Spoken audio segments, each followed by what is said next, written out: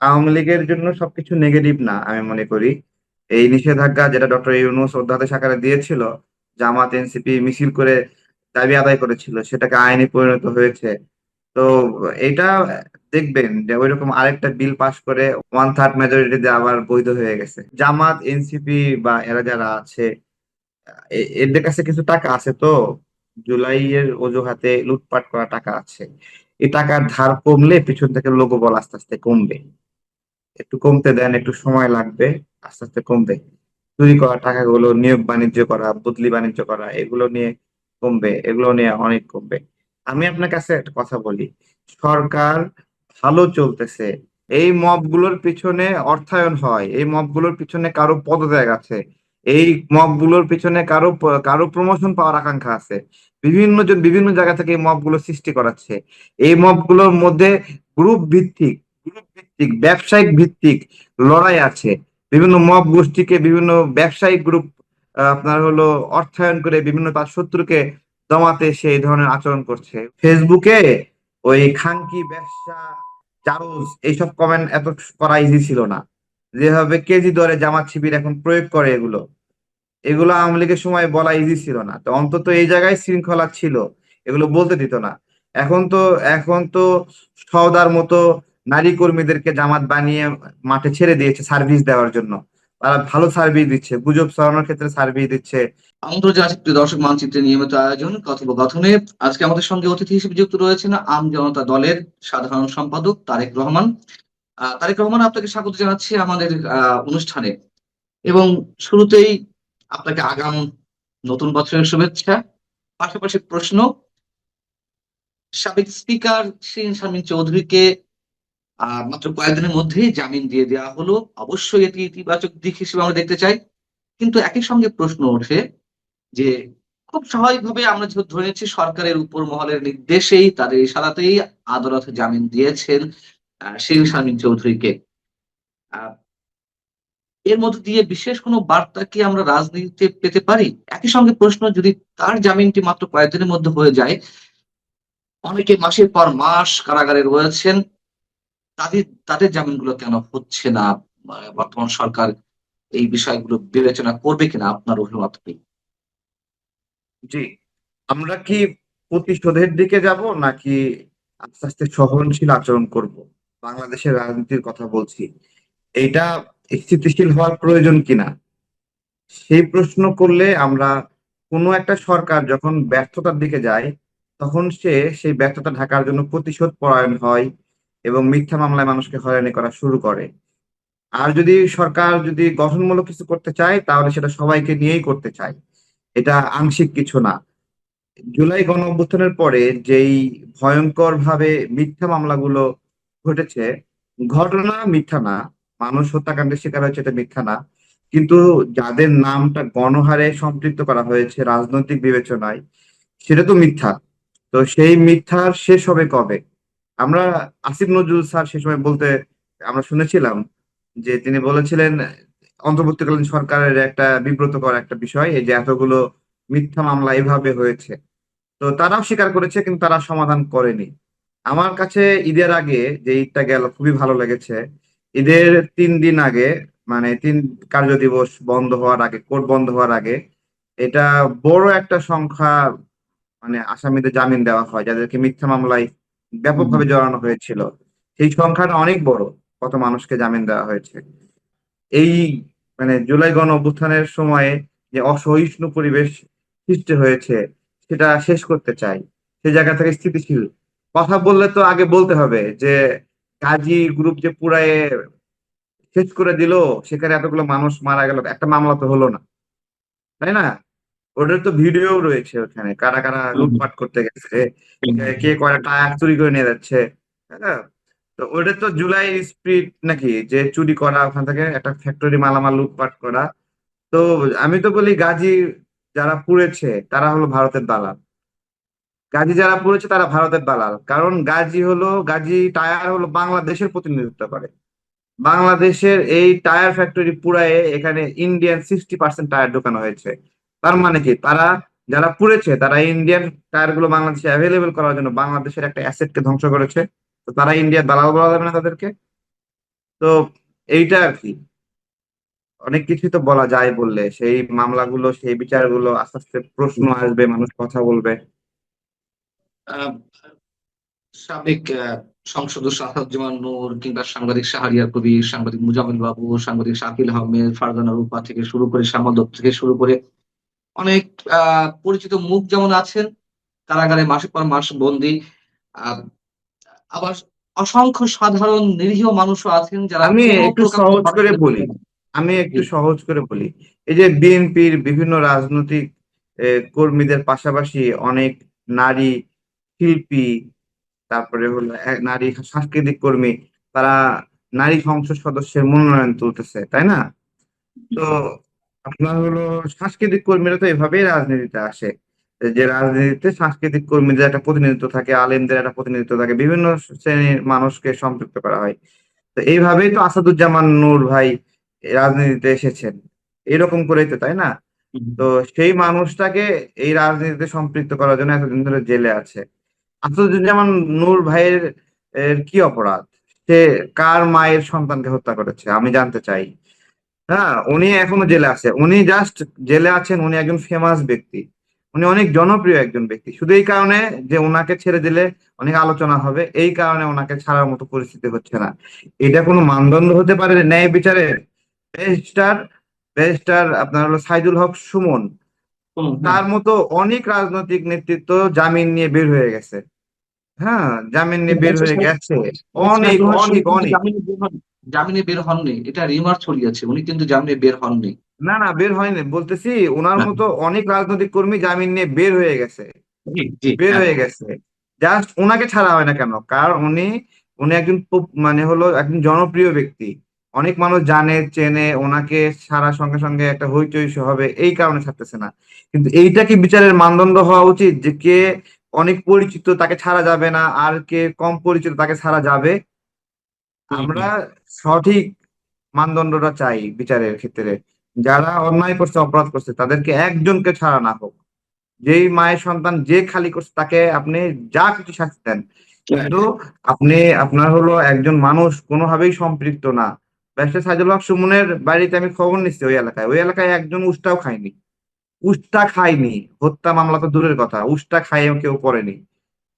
তো সেইখানে তাকে তাকে তাকে কাকে মারা, কার মায়ের সন্তান মারার জন্য ওনাকে আটকে রাখা হচ্ছে। আমরা কিছু কিছু খোঁজ খবর নিচ্ছি অ্যাকুরেটলি, এবং আমরা এই জায়গাতে সরকারকে সব সময় বলার চেষ্টা করি। আমাদের সামনে আমাদের বড় ভাই বন্ধুরা যখনই দেখা হয়, আমরা বলি, আমি বলি যে যে মানুষগুলো নির্দোষ তাদেরকে ছাড়া যাওয়ার ক্ষেত্রে আপনারা কঠোরতা অবলম্বন করেন না। স্পিকার শিরীন শারমিনের ক্ষেত্রে আমরাও বারবার অনুরোধ করেছি, এটা মনে হয় একটা খারাপ হলো, ঠিক আছে? তো তো আমরা জানতে পারছি তারা আত্মসমর্পণের বিষয়ে আহ্বান জানিয়েছিল, কারণ আপনার সোসাইটিতে কোন রকম আইনের মানে হলো পরিধির মধ্যে না থেকে হুম, হুম। কোনো জামিন ছাড়া একটা মানুষ এমনি এমনি ঘুরে বেড়ায়, সেটাও হয় না। তো এখন উনি জামিন নিয়ে আসলেন, আমি মনে করি ওনার হাত দিয়ে আওয়ামী লীগ রাজনীতির একটা স্পেস এবং ভালো একটা স্টার্ট আপ হতে পারে, এবং সেটা শুরু করতে দেওয়া উচিত আমি মনে করি। অনেকে মনে করছেন যে রিফাইন্ড আওয়ামী লীগ আসতে পারে, আশার গুঞ্জন রয়েছে শিরীন শারমিন চৌধুরীর হাত ধরে বা তার নেতৃত্বে, অথবা তিনি গোছানোর দায়িত্বে থাকবেন, এমন নানান ধরনের গুঞ্জন শোনা যাচ্ছে। আহ, এবং বিএনপি সরকার হয়তো নমনীয় হচ্ছে আওয়ামী লীগের রাজনীতি ওপেন করার দিকে, যদিও সেটি আইনে পরিণত হয়েছে যে অধ্যাদেশে আওয়ামী লীগ রাজনৈতিক কার্যক্রম নিষিদ্ধ হয়েছিল। তারপরেও একটা প্রস্তুতি হয়তো অনেকে দেখছে না। আবার বিপরীত ধর্মী কথাবার্তাও আছে যে যদি আওয়ামী লীগের রাজনীতি ওপেন করার মানসিকতা থাকবে তাহলে এটি আইনে পরিণত করা হলো কেন এই অধ্যাদেশটি। সব মিলিয়ে শিরীন শারমিন চৌধুরী আটক এবং মাত্র কয়েকদিনের মাথাতেই তার বেরিয়ে আসা জামিনের মাধ্যমে, সবকিছু মিলিয়ে আপনার কাছে কিসের ইঙ্গিত মনে হচ্ছে অথবা কিসের সিমটম আপনি দেখতে পাচ্ছেন আওয়ামী লীগের রাজনীতির দিক থেকে? জি, অনেক ধন্যবাদ। প্রথমত, বাংলাদেশের রাজনীতিতে যাদেরকে নিষেধাজ্ঞা দেওয়া হয় তাদেরকে আরো প্রাসঙ্গিক করা হয়, তাই না? ওই মুসলিম লীগ এবং জামাতে ইসলাম কাছাকাছি ভূমিকা ছিল না 1971 সালে, হুম, তাই না? তো হুম, হুম। জামাতে ইসলামকে এত বেশি অ্যাটেনশন দেওয়ার ফলে তারা এই জায়গা থেকে মূল্যবান হয়েছে। আপনি কারো বেশি বিরোধিতাও যদি করেন তাহলে সে গুরুত্বপূর্ণ হয়ে ওঠে। তো এই জায়গাটা আওয়ামী লীগের জন্য সবকিছু নেগেটিভ না আমি মনে করি। এই নিষেধাজ্ঞা যেটা ডক্টর ইউনূস অধ্যাদেশ আকারে দিয়েছিল, জামাত এনসিপি মিছিল করে দাবি আদায় করেছিল, সেটাকে আইনে পরিণত হয়েছে। তো এটা দেখবেন যে ওইরকম আরেকটা বিল পাশ করে ওয়ান থার্ড মেজরিটিতে আবার বৈধ হয়ে গেছে। হ্যাঁ, এটা এটা আচ্ছা। সময় বলে দেবে, এটা প্রাসঙ্গিকতা সময় বলে দেবে আমি মনে করি। সব রাজনৈতিক দল করুক না, এত ভয় পান কেন? জনগণের উপর ছেড়ে দেন না। জনগণ কাউকে কে ভালো কে খারাপ বিচার করুক না। হ্যাঁ, আওয়ামী লীগের সময়ে আমরা সরকার বিরোধী রাজনীতি করছি। ফেসবুকে ওই খানকি ব্যবসা, চারুজ, এইসব কমেন্ট এত করা ইজি ছিল না। যেভাবে কেজি দরে জামাত শিবির এখন প্রয়োগ করে, এগুলো এগুলো আওয়ামী লীগের সময় বলা ইজি ছিল না। তো অন্তত এই জায়গায় শৃঙ্খলা ছিল, এগুলো বলতে দিত না। এখন তো সওদার মতো নারী কর্মীদেরকে জামাত বানিয়ে মাঠে ছেড়ে দিয়েছে সার্ভিস দেওয়ার জন্য। তারা ভালো সার্ভিস দিচ্ছে, গুজব ছড়ানোর ক্ষেত্রে সার্ভিস দিচ্ছে। আমরা বাংলাদেশের রাজনীতিতে মহিলারা এইভাবে এইভাবে মুখ ঢেকে, হ্যাঁ, নোংরা নোংরা ফেসবুকে পোস্ট করছে, এটা বাংলাদেশের রাজনীতিতে কখনো ছিল না। তারা তো ফেসবুকে আসতোই না, ফেসবুকে প্রোফাইলই খুলতো না, এখন প্রোফাইল খুইলা তাদেরকে সেলিব্রিটি বানায় দিয়ে ভাড়ায় খাটাচ্ছে। আরেকটা বিষয় আপনার দৃষ্টি আকর্ষণ করছে, সেটা হচ্ছে যে ডক্টর ইউনূস সরকারের যেই সময়টি ছিল সেটি জঙ্গি শাসন হিসেবে অনেকে ট্রিট করেন, এবং সেই সময়ে যে মব কালচারের সূচনা হয়েছিল এবং ভয়ঙ্কর আকারে পুরো জাতিকে গ্রাস করার পথে ছিল, সেই মব থেকে আমরা নিশ্চয়ই এখনো পুরোপুরি বেরিয়ে আসতে পারিনি, এবং যার ধারাবাহিকতায় আমরা দেখলাম যে কুষ্টিয়াতে একজন সুফি মতাদর্শের মানুষকে বা সুফি মতবাদের প্রচারক, যেভাবে বলি না কেন, আম একজন সুফি সাধককে পিটিয়ে হত্যা করা হলো। এরকম আরো বেশ কয়েক জায়গায় এরকম দেখা যাচ্ছে। কেন এমনটি ঘটছে? কেন এখনো এটি নিয়ন্ত্রণ করা যাচ্ছে না? এইটা আমাদের কালচারাল ফাংশন কমে গেছে, সাংস্কৃতিক সাংস্কৃতিক জায়গাটা সংকীর্ণ হয়ে এসেছে। এবং সংস্কৃতির চর্চা যখন কমে যায় তখন পর্ণ আসক্ত হয়। বাহ্যিক হুম, ভাবে সে দেখায় সে নবী প্রেমী, রাসূল প্রেমী, বাট ভিতরে ভিতরে সে মারাত্মক ভাবে অ্যাডিক্টেড পর্নে। যখন আপনার সুস্থ ধারার সিনেমা থাকবে না, তখন উগ্রতা চালা দেবে। হুম, হুম। তখন হিন্দি সিনেমা আপনি আকৃষ্ট হবে মানুষ, যখন আপনার দেশীয় একটা সিনেমা না থাকবে, তখন হিন্দি গান মানুষ শুনবে। যখন বাংলা গান মানুষ মানুষ পাবে না, তখন হিন্দি গানের প্রতি মানুষ ঝুঁকবে। মানুষ সব সময় তার বিনোদনের একটা আশ্রয় খোঁজে। ঠিক একইভাবে আমাদের যে উগ্রতার যে জায়গাগুলো, এগুলো আমাদের সংস্কৃতির বিকাশ ঠিক মতো হচ্ছে না। আমাদের সাংস্কৃতিক বিকাশ কেন্দ্র নাই। সাংস্কৃতিক বিকাশ কেন্দ্রের পরিবর্তে বিকৃত সাংস্কৃতিক বিকাশ কেন্দ্র হচ্ছে, যে যার মতো করে সাংস্কৃতিক গবেষণা করে বলতেছে এটাই সংস্কৃতি, এটাই আমার ভাষা। এটা অবশ্যই একটা গুরুত্বপূর্ণ দিক। কিন্তু রাজনৈতিক কোন সংযোগ আছে কিনা বা সাম্প্রদায়িক রাজনৈতিক শক্তি সংযোগ তো রয়েছে আছে, কিন্তু। রাজনৈতিক এই মব গুলোর পিছনে অর্থায়ন হয়, এই মব গুলোর পিছনে কারো পদত্যাগ আছে, এই মব গুলোর পিছনে কারো প্রমোশন পাওয়ার আকাঙ্ক্ষা আছে। বিভিন্ন জন বিভিন্ন জায়গা থেকে এই মব গুলো সৃষ্টি করাচ্ছে। এই মব গুলোর মধ্যে গ্রুপ ভিত্তিক ব্যবসায়িক ভিত্তিক লড়াই আছে। বিভিন্ন মব গোষ্ঠীকে বিভিন্ন ব্যবসায়িক গ্রুপ আপনার হলো অর্থায়ন করে বিভিন্ন তার শত্রুকে দমাতে সে এই ধরনের আচরণ করছে। এগুলো অনেকগুলো অর্থায়ন পৃষ্ঠপোষকতার বিষয়ে ফাংশন করে এখানে। এগুলোর পেছনে রাজনৈতিক অসৎ উদ্দেশ্য আছে। তারা এই মবের মাধ্যমে সরাসরি যে কথাগুলো বলতে পারে না, তাদেরকে দিয়ে সামান্য কিছু অর্থ দিয়ে সেগুলো কিনে নিয়ে সেগুলো বলাই। এটি খুবই একটা গুরুত্বপূর্ণ বিষয় আপনি তুলে ধরেছেন। এটা আমারও কেন যেন মনে হয় যে বিষয়টি অবশ্যই এর মধ্যে লুকিয়ে রয়েছে। আর রাজনৈতিক দুরভিসন্ধি তো রয়েছে। জুলাই সনদ নিয়ে গত কয়েক মাস ধরে, মানে সংসদ গঠিত হওয়ার পর থেকেই প্রতিদিনই এটি নিয়ে নানান ধরনের কথাবার্তা হচ্ছে। যদিও ১৩৩ টা অধ্যাদেশের কোনটি বিএনপি রোহিত করেছে, স্থগিত করেছে, কোনটি পাস করেছে, কোনটি স্থগিত, মানে পুনর্মূল্যায়ন করা হবে। নতুন আঙ্গিকে আইনকে আইনের বিষয়ে বিল উত্থাপন হবে। কিন্তু জামায়াত, এনসিপি সহ ১১ দলের পক্ষ থেকে যে হুঙ্কার হুঁশিয়ারি দেওয়া হচ্ছে যে তারা ধারাবাহিক কর্মসূচিতে যাচ্ছে এবং সেই কর্মসূচির মধ্য দিয়ে অনেক কিছু ঘটিয়ে ফেলতে পারে এই সরকারের বিরুদ্ধে। এটিকে আপনি কোন দৃষ্টিতে দেখছেন যে মাত্র ১.৫ থেকে ২ মাসের মধ্যে এরকম হুঁশিয়ারি হুঙ্কার? এইখানে জামাতের একটা নৈতিক পরাজয় হয়েছে, যে তারা যে বলছিল যে এগুলো হবে না হবে না, তাহলে এখানে প্রায় 90% বাস্তবায়নের পথে আছে বা বাস্তবায়ন হচ্ছে। বাকি যে 10% আছে এগুলোর মধ্যে জামাতের আকাঙ্ক্ষা যদি পূর্ণ করেন, তাহলে আমাদের সেই 1971 সালের স্মৃতি, সেই চেষ্টা, সেই পবিত্র লড়াইকে মাটি চাপা দিতে হবে। আমরা কি সেই মাটি চাপা দিতে চাই? এখানে যেভাবে ব্যাখ্যা করা হচ্ছে, তাদের যে চাহিদা, যে মুক্তিযুদ্ধের সংজ্ঞা, মুক্তিযুদ্ধ কারা, মুক্তিযোদ্ধারা কারা, যারা 1971 সালে পাক বাহিনীর বিরুদ্ধে, আল বদরের বিরুদ্ধে, আল শামসের বিরুদ্ধে, রাজাকারের বিরুদ্ধে এবং জামাত ইসলামের বিরুদ্ধে লড়াই করেছিল, তারাই মুক্তিযোদ্ধা।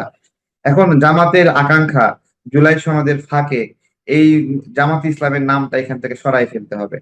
জামাতের এই আকাঙ্ক্ষা কি পূরণ করা সম্ভব আদৌ? জামাতের আকাঙ্ক্ষা আমাদের সংবিধানের 4 মূলনীতি, যা আমাদের মুক্তিযোদ্ধাদের মধ্য দিয়ে, মুক্তিযুদ্ধের পরবর্তী সরকারের মাধ্যমে এসেছিল, সেগুলো বদলাই ফেলতে হবে। তো এটাই জামাতের এই ইচ্ছা কি পূরণ করা উচিত? এই ইচ্ছা পূরণ করার মানে উচিত নাকি বলেন? তারপরে আমাদের তারা চাই এই জুলাই সনদের মাধ্যমে দুদক নিয়োগ করবে কে? বিরোধী দলের মতামত নিয়ে নিয়োগ করতে হবে। বিচারক নিয়োগ বিরোধী দলের মতামত নিয়ে করতে হবে। বাংলাদেশ ব্যাংকের নিয়োগ বিরোধী